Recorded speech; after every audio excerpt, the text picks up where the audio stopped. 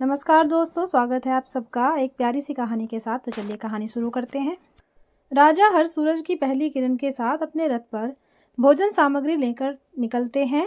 रास्ते में मिलने वाले कुत्तों और अन्य पशुओं को वह भोजन कराते और जरूरतमंद इंसानों व साधुओं की भी मदद करते। उनके इस कार्य की चर्चा पूरे राज्य में होती थी। एक दिन जब राजा कुत्तों को भोजन खिला रहे थे तो उनका एक चापलूस मंत्री उनके साथ था। मंत्री ने उनकी प्रशंसा में कहा, महाराज, आप जैसा दयालु और महान व्यक्ति नहीं होता तो इन गरीब जीवों का क्या होता। आप ही इनकी भूख मिटाते हैं, आपके बिना तो ये मर ही जाते। मंत्री की यह बात सुनकर राजा के चेहरे पर हल्की सी मुस्कान आई, लेकिन पास में बैठे एक साधु ने इस पर ठहाका लगाया। राजा ने आश्चर्य से पूछा, क्या बात है महाराज, आप हंस क्यों रहे हो। साधु ने सहजता से कहा, राजन, मंत्री जी की बात सुनकर हंसी आ गई। सच तो यह है कि इन जीवों को और हम सभी को पालने वाला वह परमात्मा है। हम सब तो केवल माध्यम हैं, देने वाला असली मालिक ऊपर बैठा है। हमें यह कभी अहंकार वश नहीं सोचना चाहिए कि हम ही सब कुछ हैं। जो भी दे वह प्रेम और करुणा से दे, न कि स्वयं को बड़ा साबित करने के लिए। प्रेम हम लुटा सकते हैं, प्रेम की भाषा सभी समझते हैं।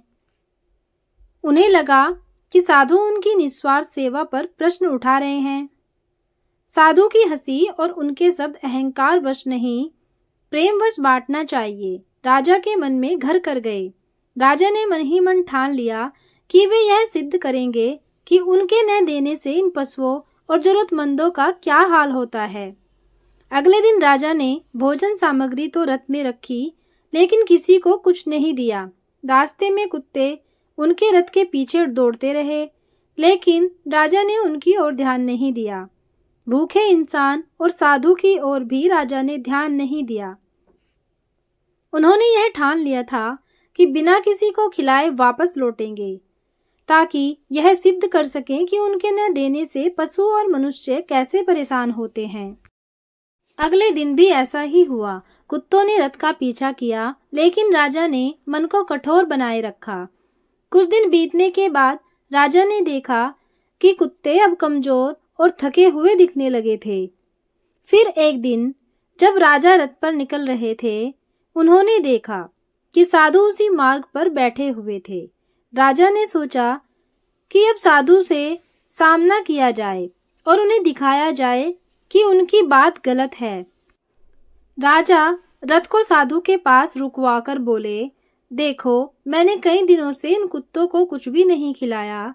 क्या अब यह नहीं प्रमाणित करता कि मैं ही इनका पालन पोषण करता था। तुम्हारी बात की सब कुछ ऊपर वाला करता है गलत साबित हुई।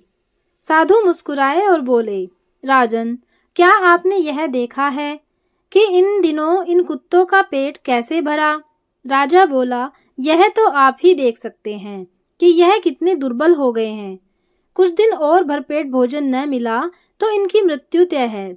साधु ने शांत स्वर में कहा, मृत्यु और जीवन भी उसी परमात्मा के हाथों में है। अगर इस तरह से इनके प्राण जाने हैं तो यह भी उसका लिखा होगा। मैं फिर कहता हूँ, आप प्रेम बांटे। राजा ने ठान लिया कि वो साधु की बात को गलत साबित करके ही रहेंगे। अगले दिन राजा हर्ष अपने रथ पर भोजन सामग्री लेकर निकले। मार्ग में अचानक रथ का एक पहिया टूट गया और राजा समेत पूरी भोजन सामग्री उसी स्थान पर गिर पड़ी। राजा घायल होकर जमीन पर गिर गए।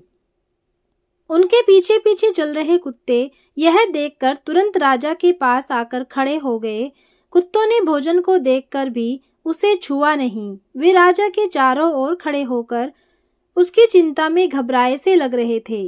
यह दृश्य देखकर राजा चकित हो गए। उसी समय साधु धीरे धीरे चलते हुए वहां पहुंचे। राजा को देखकर उन्होंने कहा, राजन, देखो, भोजन गिरा देखकर भी इन कुत्तों ने इसे छुआ तक नहीं। इसके बजाय ये सभी तुम्हारे पास आकर खड़े हो गए, क्योंकि ये तुम्हारी चिंता कर रहे हैं। आज तुम्हारी मृत्यु हो सकती थी, लेकिन तुम्हारे द्वारा किया गया भोजन दान और इन जीवों का प्रेम तुम्हारे लिए रक्षा बन गया। साधु ने आगे कहा, जीवों ने तुम्हें सच्चे प्रेम से अपनाया, ये तुम्हारे प्रति वफादार हैं और तुम्हारी परवाह करते हैं। लेकिन जान लो, जब तक तुम इन्हें प्रेम पूर्वक नहीं खिलाओगे, ये उस भोजन को ग्रहण नहीं करेंगे। प्रेम से दिया गया दान ही सच्चा दान होता है।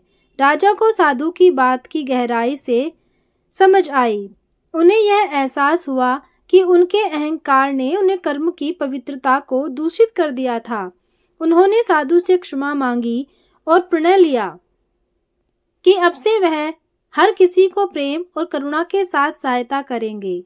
उस दिन के बाद राजा का व्यवहार पूरी तरह से बदल गया। उन्होंने प्रेम और निस्वार्थ को अपना धर्म बना लिया। उनके इस परिवर्तन ने पूरे राज्य में प्रेम और सद्भाव का संदेश फैलाया। आपको यह कहानी कैसी लगी, हमें कमेंट कर जरूर बताना और कहानी को पूरा सुनने के लिए धन्यवाद।